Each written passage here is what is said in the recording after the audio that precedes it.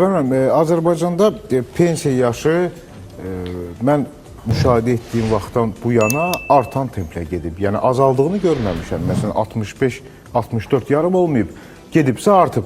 Amma digər tendensiya insanların uzun ömürlük məsələsinə baxanda bu ildən qidalarımızla bağlı, hava ilə bağlı, su ilə bağlı, streslə bağlı və s. bu dünyada belədir.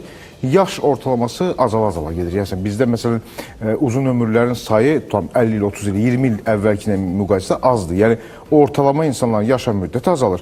Necə olur bu əks mütənasiblik? Yəni insanlar daha az yaşamağa başlayıb, amma pensiyaya çıxma yaşı daha da çoxalır. Bu düzdür, parlamentdə bəli bu qərar qəbul olunur, amma siz müşahidələri edirsiniz, bəli. Təbii. İldən ilə bəli say məsələsi. Mən elə düşünmürəm və elə də deməzdim. Çünki səhiyyənin inkişaf etməsi, ümumiyyətlə iş yerlərinin əvvəlki dövrlərə nəzərdə, indiki iş yerlər, yeni peşələr daha rahatdır və insan ömrü daha çox artır. Düşünürsünüz ki, daha çox yaşayır insanlar. Əlbəttə, praktikada da belədir. Əgər biz dünya praktikana da nəzər yetirsək, dünya praktikasında da elə məhz bu yaşdadır pensiya yaşları, əksər dövlətlərdə.